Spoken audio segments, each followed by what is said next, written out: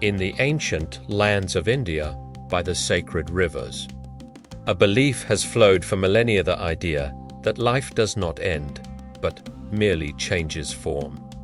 It's a concept deeply woven into the spiritual fabric, recorded in ancient scriptures and whispered in philosophical debates. The belief in reincarnation, the journey of the soul through many lifetimes. For thousands of years, this was a matter of faith. But as ancient temples stand beside bustling modern cities, this age-old idea has found itself under a new lens, the lens of science. What if there was evidence? What if memories could cross the boundary of death? This is the story of Shanti Devi, a young girl from Delhi who, in the 1930s, began to speak of a life she had lived before. At just 4 years old, she told her parents she was once a woman named Lagdi Devi, who lived in a town called Mathura, over 145 kilometers away. She spoke of her husband and her children, describing her previous home and the details of her life and death with uncanny accuracy. Her parents, initially dismissing it as childish fantasy, grew increasingly puzzled by the consistency and detail of her stories. She spoke of the specific shops she used to visit, the layout of the streets in Mathura, and even the location of money she had hidden before her death. The stories were so persistent and detailed that her family decided to investigate. When they took Shanti Devi to Mathura, she was able to guide them through the unfamiliar streets directly to her former home. She correctly identified family members from her past life, including her husband, and even shared intimate details that only Lagdi Devi could have known. Her case became a national sensation, attracting the attention of researchers, journalists, and even Mahatma Gandhi, who set up a commission to investigate. The commission's report found that the details Shanti Devi provided were overwhelmingly accurate. The names, places, and events she recalled from her purported past life all checked out. But how was this possible?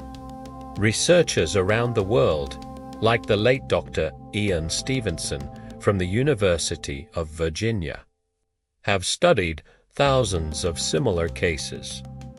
They've meticulously documented children who recall past lives, often with astonishing precision. Some of these children even bear birthmarks or birth defects that correspond to wounds or injuries on the body of the person they claim to have been. For example, a child might be born with a distinct mark on their chest, and later recall being someone who died from a gunshot wound in that exact spot. Investigators have sometimes been able to match these claims with autopsy reports of the deceased person, finding a startling correlation. Of course, the scientific community remains deeply divided. Skeptics propose alternative explanations. Could it be a form of cryptomnesia, where a person unconsciously absorbs information and later recalls it as their own memory? Perhaps it's the power of suggestion from family members, or simply elaborate childhood fantasies that happen to match reality by coincidence. The debate touches on the very nature of consciousness, memory, and what it means to be human. Is memory purely a biological function stored in the brain, or is it something more? While scientists search for answers in labs and archives, the stories continue.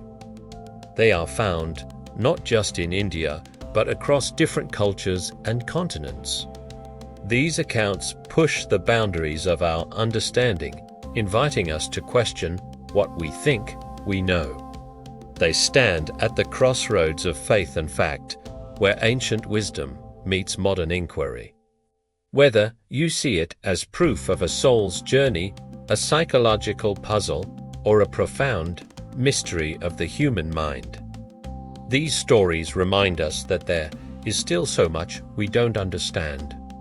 As we look up at the vast night sky, we're left to wonder about the connections that might bind us across time.